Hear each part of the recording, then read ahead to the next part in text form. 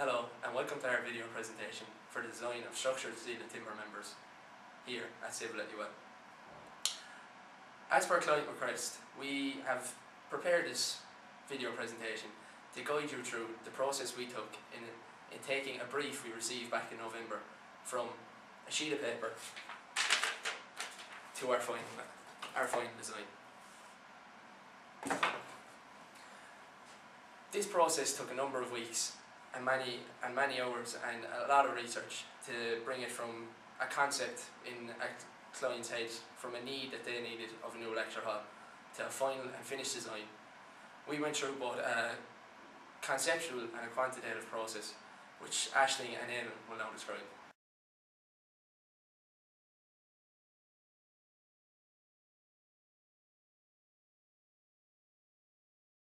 After receiving the brief, we brainstormed all conceivable ideas for roofs, even those not suited to lecture halls, on the whiteboard. We crossed off any ridiculous or obviously not feasible options, and then went on to research and looked at precedents. After researching, we needed to find out which of the remaining options suit the lecture hall best. We decided to come up with evaluation criteria from the brief, what we thought it was important to lecture halls and what the client wanted. We then compared all our remaining options using the evaluation criteria. From this comparison, we then narrowed down all our options to 3 final ones which would suit the lecture hall best. Glulam portal frame, glulam beam and truss composite.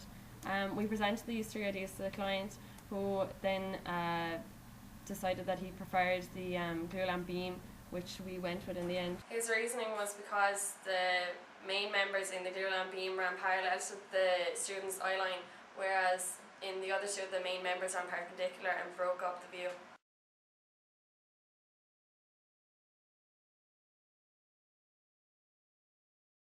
Well, going on from the conceptual process now that Aisling went through, I'm now going to go through the quantitative process, which is picking a member and sizing that member. Start off with, first I'll figure out what the loads going through that member are. So we'll say for the beam you have to figure out what the dead load of the beam is, but also what the purlin's weight is, what the calzip's weight is, everything that will be spanning onto the beam you need to know. For the live loads we have to look at the wind load coming in from the building and the maintenance load, which is such as feelers on the roof.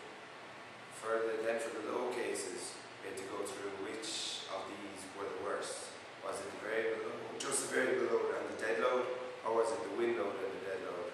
But what we figured out to be the worst case was the wind pressing load at the top of the building, along with a reduced variable load and the full dead load.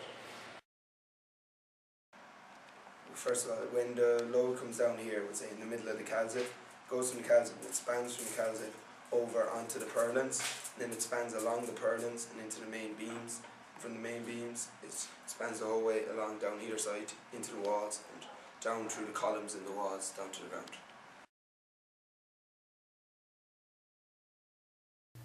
To analyse any structural member, you need to first know the loads, but you also need to know the failure modes.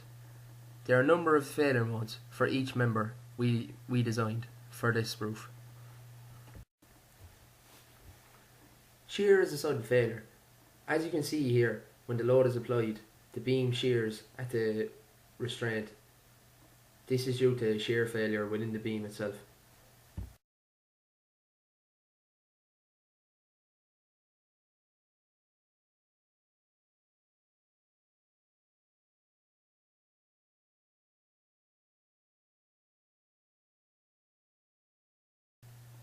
For our bracing system, we needed to analyse compression. And in compression, you need to take into account buckling of a strut or any other member under compression. As you can see here, the cheese begins to buckle. This is because the cheese has a long effective length, as it is effectively pinned at both ends. If we can reduce the effective length of the strut by A, adding a restraint in the middle, such as a floor, or B, by adding additional end fixity, we can therefore reduce the size of the buckling length of the strut.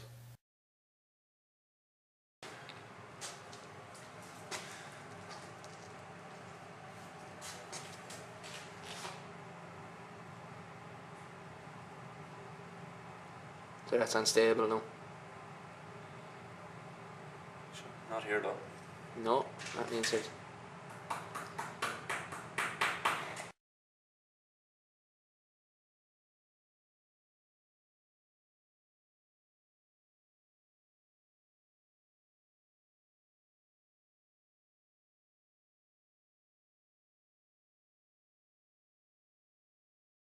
I'm John. I'm going to be talking about the design aspects such as CalZip, space and purlins. Decision. Our main design decision was as a result of this, the span of the CalZip. The span of the CalZip dictated the purlin spacing on the beam, which ended up at 2.2 meters, and we ended up with that determined the amount of purlins we needed along the beam. And another key design decision was as a result of the glazing, which was required as per the architect's instructions. We had to check that the glazing wouldn't deflect too much as a result of the 2.2 centers, and the deflection check was grand. So another key design decision had to do with lateral stability of the roof. Normally the purlins would have sufficed in providing restraint against lateral stability.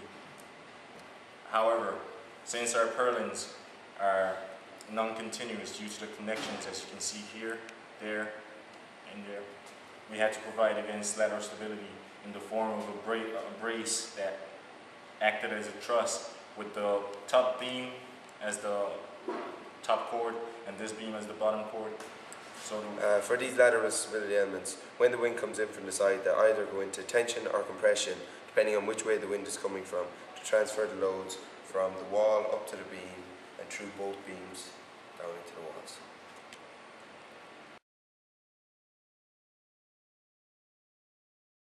For a key design feature, we decided to talk about the main beam with the lecture theatre. As a team, we decided to use wood rather than steel to span the 30 metres required for the main beam. The main beam goes from 1 metre here to 2 metres, back down to 1 metre at the end. We chose a design that mimics the design of a wave in nature. This goes with the natural slope of the build, as you can see here from the front wall. Because of the large span covered, it means that there's a high bend moment. Because this meant that we had a large cross-sectional area, 2 metres is the largest side. It's 2 metres, about a third of the way in, where the bend moment is the highest. Because the depth of the beam is 2 metres and there's no solid wood that comes in that size, we had to use glue lam timber, where you can see the laminate are all glued together separately and shaped into the shape of the wave which we decided upon.